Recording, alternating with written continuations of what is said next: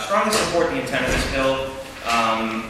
These items each present different challenges, so to cover them all in one bill is a really big lift, as I'm sure you've heard Senator Miller.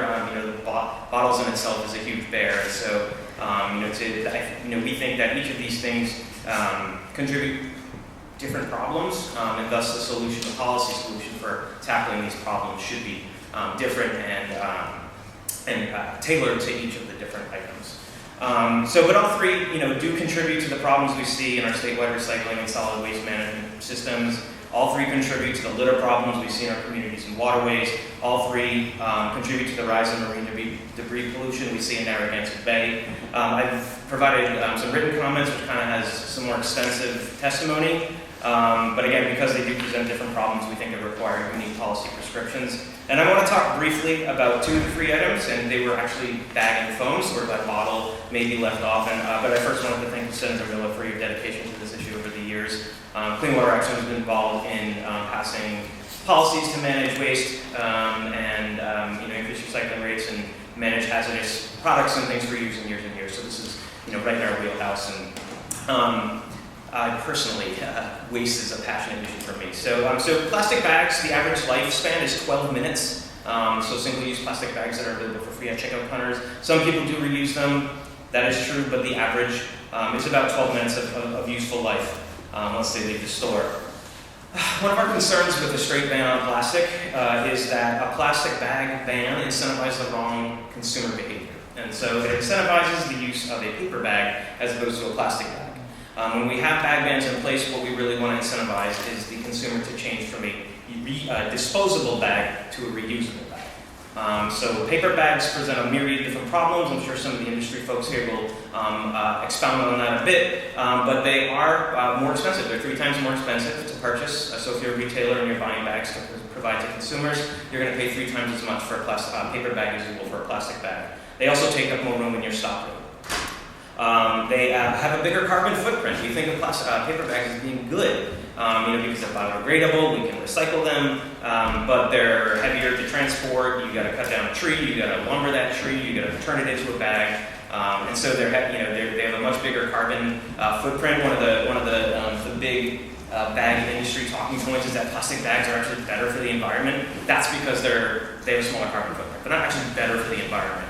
They just got a smaller carbon footprint when you're transporting them.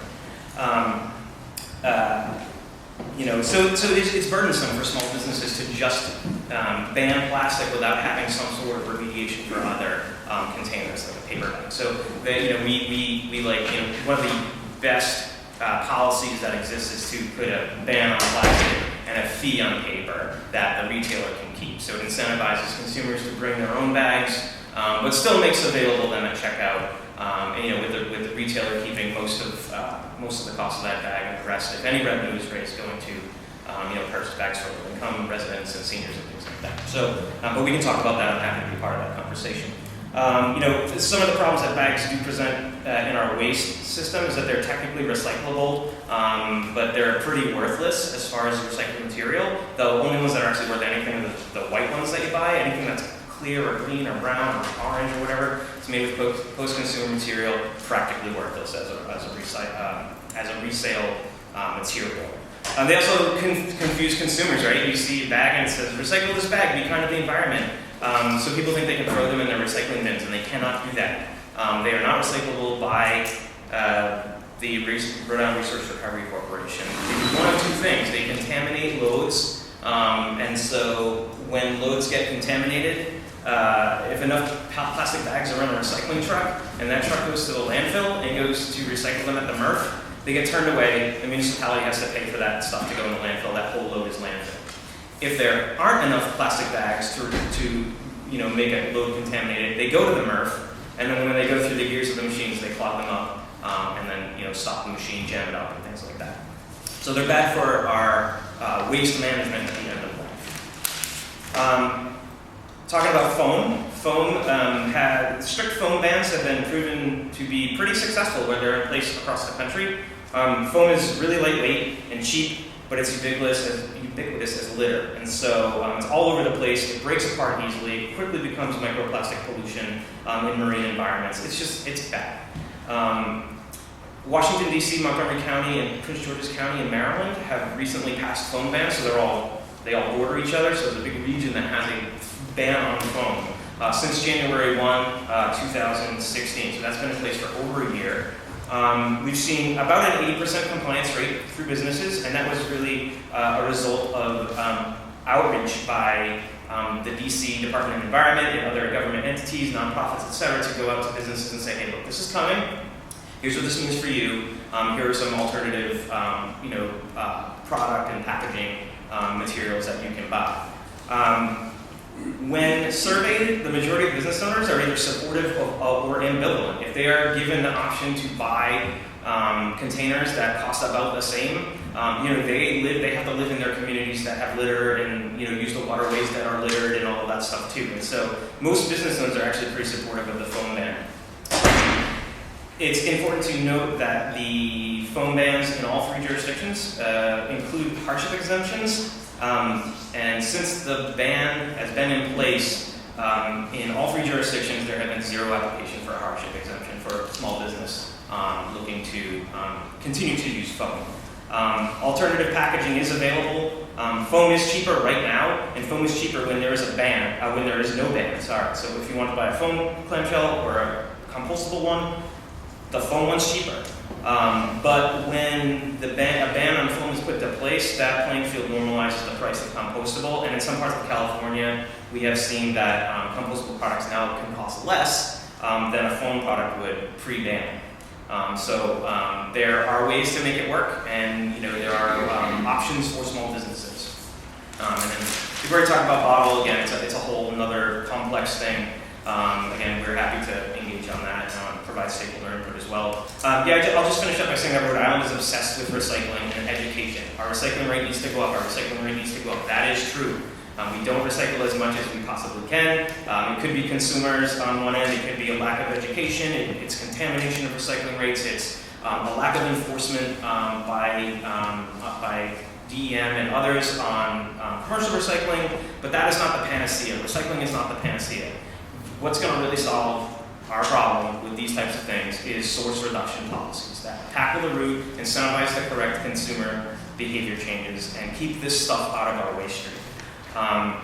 Again, we support the intent of this bill. We are happy to provide comments, to answer any questions, and we look forward to really helping to address some of these really pressing problems that we're seeing in our state. I'll have to answer any questions.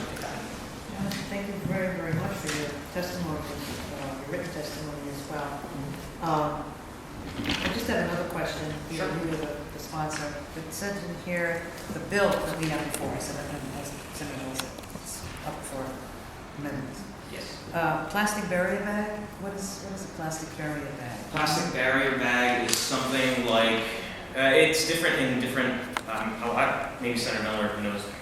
I think it covers most of the bags that we have talked about with farmers markets for the use of, Like a small produce bag? Yes. Like small produce meat, bag. Produce, fish, meat. So Yeah. even though we banned plastic bags in Barrington, you can still use the plastic on a roll to be able to put your fruits and vegetables or your meat. Okay, that's And there are exemptions to even foam and things like that, and plastic bags as well. There's a health and safety issue with plastic. I mean, it is the most safe way to transport produce and meat and chicken and fish and all of that stuff. And the same thing is true with foam. So like in Montgomery County and Prince George's County and DC, there's exemption for the foam trays that your steak comes on and things like that. So we understand, we as the environmentalists, we get that there's exemptions that need to be made for food safety issues. We're not all foam, not all plastic is horrible for us. Some plastic is good for us, but we want to keep it out of our So based on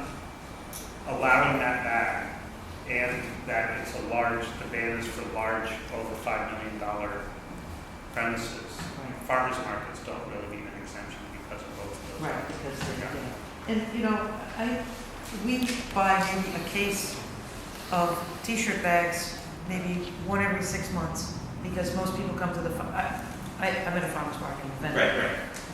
Most everyone brings their own bag. Yeah. And some of them bring recycled grocery bags, but they can use it, we don't.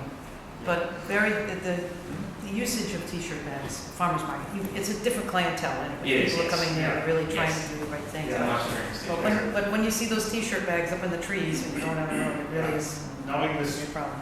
here was coming, I was so tempted to take pictures of my ride down Allen's Avenue and how many plastic bags are on, attached to any fence as I commuted, Providence, Ramsey.